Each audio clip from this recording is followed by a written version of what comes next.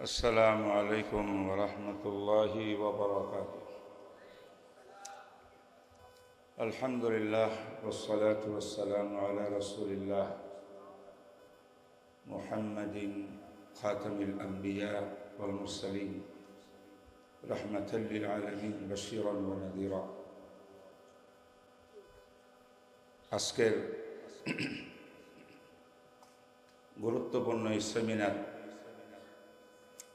যে সেমিনারে কওমি মাদ্রাসা শিক্ষা সনদকে বাস্তবায়নের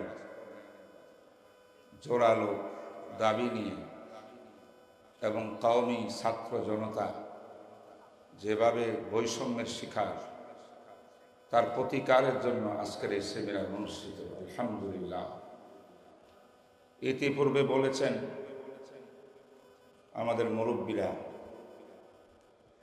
আমাদের মুশতাকুর নবী সাহেব বলছেন, বিশেষ করে এরকম সেমিনার হয়তো এটাই সর্বপ্রথম। তবে আমি যা আজকের সেমিনারের ব্যাপারে প্রথমে একটি কথা বলি, সে কথাটি হলো এই দেশের স্বীকৃতি কেমন করে আসলো, কওমি মাদ্রাসার স্বীকৃতির ইতিহাস কি। 2006 থেকে আরম্ভ, 9-এর আগে তদানীন্তন সরকার বিদায় গ্রহণ করার সময় আমাদেরকে ডেকে নীতিগত স্বীকৃতি দেওয়ার সিদ্ধান্তের ঘোষণা করেছিলেন তারা। নীতিগত শব্দের অর্থ হলো আমরা নিয়ত করেছি, সিদ্ধান্ত নিয়েছি মনে মনে, কিন্তু আমাদেরকে সে সিদ্ধান্তটা দেয় নাই, পার্লামেন্টে উঠায় নাই,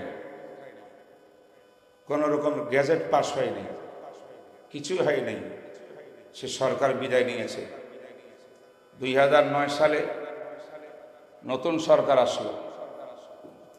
এই নতুন সরকার যখন আসলো, এবার আবার এই আন্দোলন চাঙ্গা হইল। ছাত্র জনতার আন্দোলন, বিশেষ করে বাংলাদেশের শেখুল হাদিস আল্লামা আজিজুল হক সাহেব রহমতুল্লাহ আলাইহের নেতৃত্বের আন্দোলন, সারা দেশের ওলামা মাশায়েখদের আন্দোলন, সব মিলে 2017-তে আবার আমাদেরকে বলা হলো, বিগত সরকার যে আমাদেরকে স্বীকৃতি প্রদান করবেন, সিদ্ধান্ত জানালেন। আর 2018 সালে আজকে সেপ্টেম্বরের 19 তারিখ, কি ভাই আজকে কি বার? 19 তারিখ না? আজকের এই দিবসে পার্লামেন্টে আমাদের স্বীকৃতি বিল পাস হইল পার্লামেন্টে। আজকের দিনে 19শে সেপ্টেম্বর, আর 8ই অক্টোবর প্রেসিডেন্ট সাহেব দস্তখত করলেন। এরপরে জারি হলো। এইভাবে আমরা স্বীকৃতি পাইলাম। স্বীকৃতির মধ্যে যে সমস্ত মুরব্বীরা কাজ করেছেন, 1 নম্বর তো বললাম শেখুল হাদিস সাহেব হুজুর রহমতুল্লাহ আলাইহি কুদ্দিসা সিররুহুর কথা। এরপরে এই স্বীকৃতির পিছনে সবচেয়ে বড় অবদান যার, শেখুল ইসলাম ওয়াল মুসলিমিন আল্লামা আহমদ শফি রাহিমাহুল্লাহ, এবং তাদের সঙ্গে আরো অনেকে ছিলেন ওনার সাথে। আমি নগণ্য এই স্বীকৃতির পুরা প্রোগ্রামের ভিতরে আমি ছিলাম সাথে। এবং আগের সরকার, 2009 সালের আগের সরকারে কি হয়েছিল, পরের সরকারে কি হয়েছিল, 62 জন দেশের বিখ্যাত ওলামা ইকরামকে বিগত সরকার দাওয়াত দিয়ে তার অফিসের মধ্যে নিয়ে বলছেন, আপনার কি দাবি? আমরা আন্দোলনের ডাক দিয়েছিলাম, সমাবেশ ঢাকা, তখন লোক পাঠাইয়া আমাদের আন্দোলনকে বন্ধ করে বলতে, আমরা সব মানি নেব, আসেন। আমরা 10টা দাবি নিয়ে সেখানে গিয়েছিলাম। সে দাবি দাওয়াগুলো কিন্তু আমার কলমে লেখা, মুরব্বীদের দেখা, এবং আমি তাদের সামনে পাঠ করেছি। সেখানে শেখুল হাদিস সাহেব ছিলেন, আল্লামা আহমদ শফি সাহেব ছিলেন, ফকিল মোল্লা মুফতি আব্দুর রহমান সাহেব ছিলেন, মানা মহিউদ্দিন খান ছিলেন, এরকম মানা সিলেটের কাজের বাজারের হযরত মাওলানা হাবিবুর রহমান প্রিন্সিপাল সাহেব ছিলেন, বড় বড় বিজ্ঞজন ছিলেন। সেখানে ডাইরেক্ট সামনাসামনি কথা হয়েছে। এরপরে উনি বলেছিলেন, বিগত এখন যিনি দেশ ছেড়ে পালিয়ে গেলেন সেই প্রধানমন্ত্রী বলেছিলেন, সাবেক প্রধানমন্ত্রী, যে আপনার সব বোর্ডগুলো একত্রিত হন, তারপরে আমি স্বীকৃতি দিতে বাধ্য। আমার টেবিলে ফাইল রাখা আছে, একত্রিত হবেন, আমি দিয়ে দেব। এর কারণটা ছিল সর্ববৃহৎ বোর্ড বাংলাদেশের মধ্যে হলো বেফাকুল মাদারিসুল আরবিয়া, যে একটা মাদ্রাসা, একটা বোর্ডের আন্ডারে প্রায় 2500 এই 2200 মাদ্রাসা তখন। তাইলে এই বোর্ড চাইছিল, আহমদ শফি সাহেব চেয়েছিলেন, কিন্তু যাদের সঙ্গে এই দেশের সরকারের একটু ঘনিষ্ঠতা বেশি, তাদের বোর্ড না থাকলেও তারা বিভিন্নভাবে সরকারকে বেকায়দা ফেলত, যে এইভাবে একটা বোর্ডকে দেওয়া যায় না, বাংলাদেশের ভিতরে আরো 17টা বোর্ড আছে, শিক্ষা বোর্ড, সবকে দিতে হবে। এই সে করে এই কাজটাকে বাধা দিয়ে রাখছিল।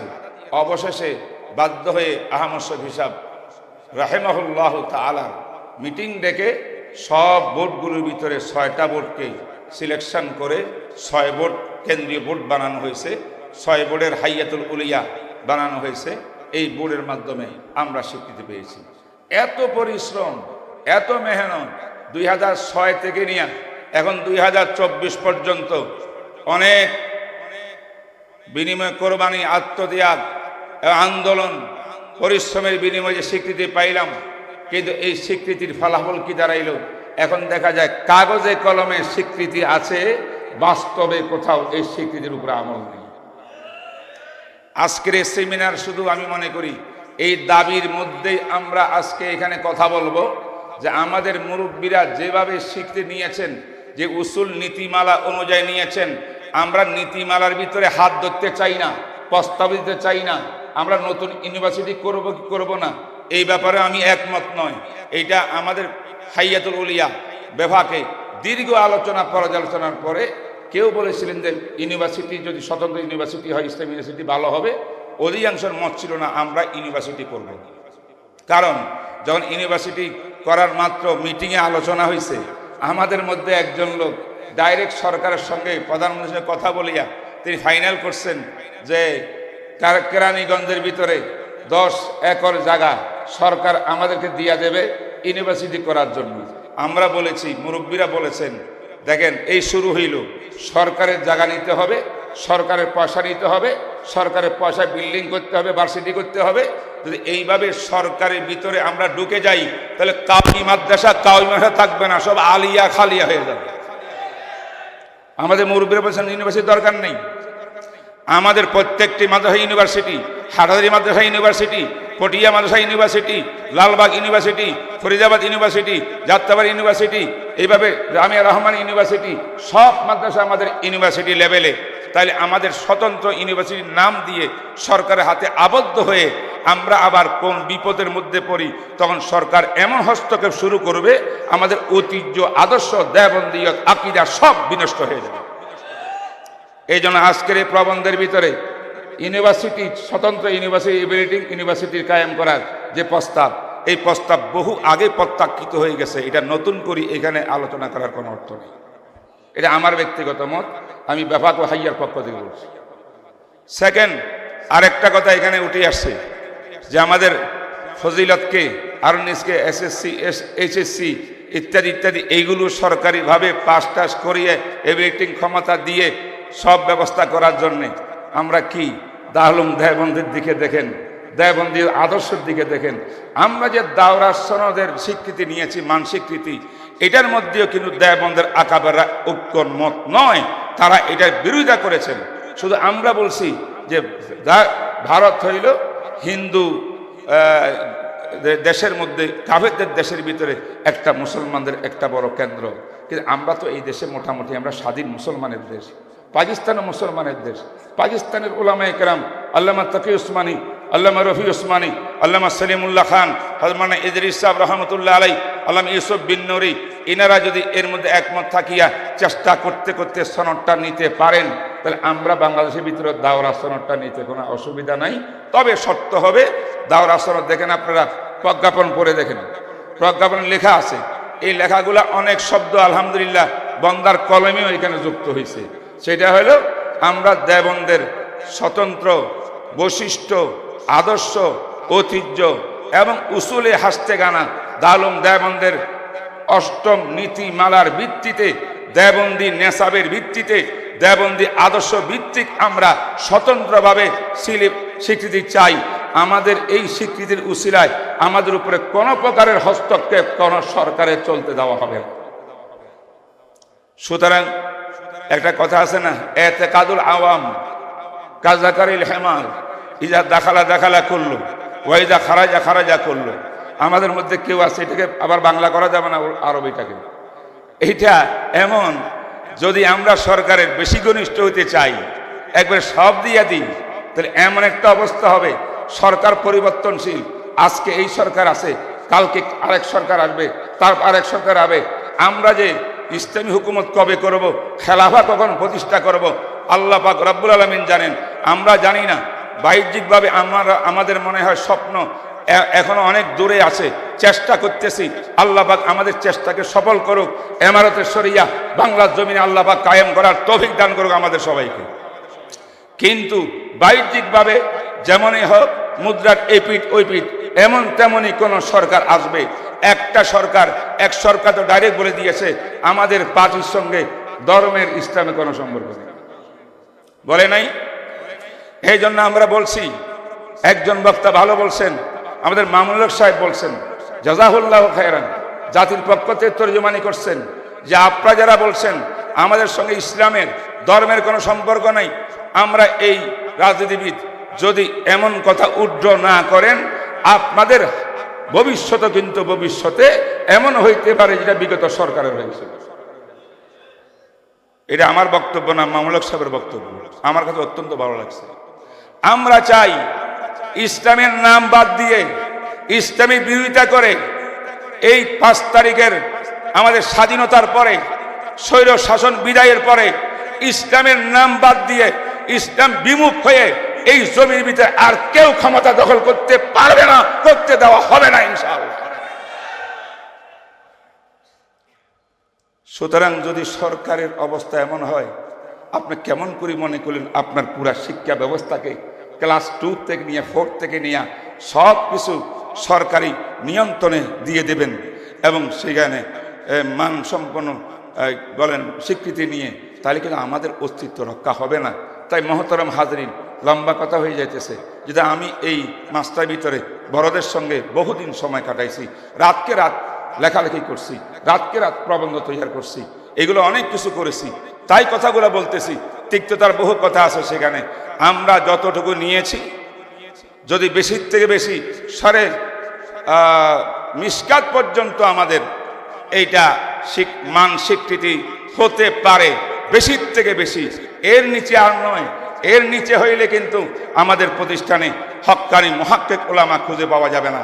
ওই বলছেন ডাক্তার হবে, ইঞ্জিনিয়ার হবে, বৈজ্ঞানিক হবে, দার্শনিক হবে। হ্যাঁ, এটারও দরকার আছে, কিন্তু দার্শনিক আর বৈজ্ঞানিক হওয়ার জন্য তো আমরা কাউমি ভাষা মুরব্বীরা করে নাই। তাহলে আরেকটা প্রতিষ্ঠান এমন দাঁড়ানো হোক, যে প্রতিষ্ঠানে একদম নিচের থেকে ইংলিশ বাংলা সহ সব কিছু সহ আমরা ইসলামী স্কুল করব।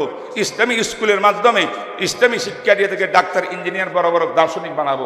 কিন্তু দেওবন্দি মাদ্রাসা যেগুলো আকাবেরে মিল্লাতের, এই দেওবন্দি প্রতিষ্ঠানের ভিতরে যদি নাকি আমরা সব নিচের সমস্ত বিভাগগুলোকে, সমস্ত জামাতগুলোকে আমরা এরকম মান নিতে চাই, স্বীকৃতি নিতে চাই, তখন কিন্তু কাওমি মাদ্রাসা খুঁজে পাওয়া যাবে না।